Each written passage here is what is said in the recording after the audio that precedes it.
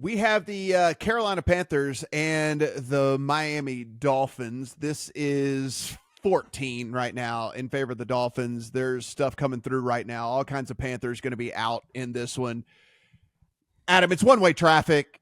It's basically name your score, name your number. When are the Dolphins going to be pulling Tua and pulling Tyreek and all that? Games like this, I hate games like this. Like for me, this is your Survivor special. If you're still in Survivor, you play Miami this week. If you're maybe it's a contest play if you want to be contrarian because people are scared off by the big number. Maybe all that. I just hate games like this where I have to try to guess what McDaniel's going to do, when he's going to call off the dogs, when he's going to quit calling the good plays because he don't want to waste them on the Panthers, all of that stuff. So for me, I'll watch it. I still want to see what the Dolphins look like in a game where they need to come out and really crush a bad opponent, but that's about all I'm going to get out of this one, I think. I have no trouble if you can still find 13.5 laying it with Miami. And as chalky as that sounds, I have my reasons for it.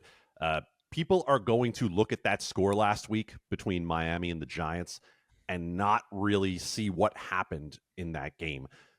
Miami still ran up more than 500 yards on the New York Giants, and 7 points of what the Giants have was a 102-yard interception return by Jason Pinnock that should have been 7 more Miami points. So if you take that, flip it around, give him back that 38, the only thing that would hold you off laying it would be, okay, Carolina looked like kind of a plucky comeback team last week, putting up some late points against the Detroit Lions. And you know what that got them? Losing by 18. So I'm not concerned at all. It's important to understand just how much better than every offense in the league this Miami Dolphins offense is right now. And I know you don't need us to hammer this point home necessarily, but just go by offensive DVOA through the first 5+ weeks of this season. You have 3 elite teams in the NFL. No one would argue with Buffalo being elite. No one would argue with San Francisco's offense being elite. The Miami Dolphins are 6% ahead of the San Francisco 49ers, who are 4% ahead of the Buffalo Bills, who are 10% ahead of the Detroit Lions. That's how good this offense is. They're back to health. I have no trouble seeing a Miami Dolphins win by any combination of numbers that leads to more than 14. Because really, what happens if you see the Carolina Panthers start to get back into this game against the number 26 DVOA defense? What happens if you see them start to get back into it? Mike McDaniel opens the playbook right back up again, the one that where he put the good plays away.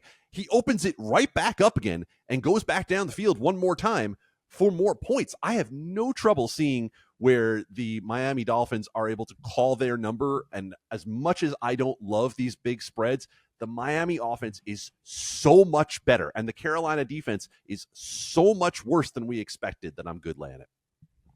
Steven, 47.5 is the total, so there is expected to be points. And I mean, I understand the Dolphins offense is very, very good, but a 47.5 total. Panthers are going to have to contribute to that.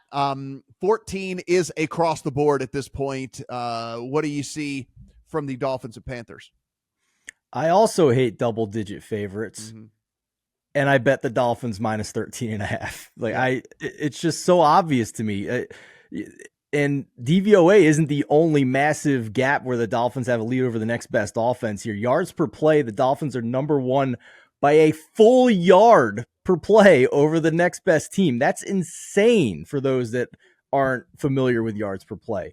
Last 3 weeks, the gap between them and the number 2 offense is 1.4 yards per play. So that takes out the first week of the season where they had those massive yards against the Chargers. So it's just insane. And the fact that the Giants had a 100-yard pick six and an instant red zone turnover where they got 10 free points in that game and still didn't cover 2 touchdowns is nuts. So when it opened 13.5 off of what we saw with Miami, where they should have won by 3 touchdowns, and what Carolina put on the field against a very injured Detroit Lions team last week, crazy as it sounds, easy decision for me betting a minus 13.5 point favorite here, Adam.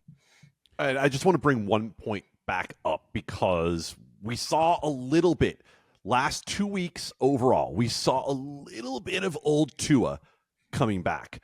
A little bit of careless turnover Tua. He has 4 turnover-worthy plays in the last couple of weeks. That interception that set up the Giants immediately in the red zone was one of those happy feet floaters. That's why I say I laid it, and I still feel good overall about where this Miami offense is. But in terms of thinking about Miami for the future, just keep an eye on that with Tua, that we started to see a little bit of what used to worry us about Tua the last couple of weeks.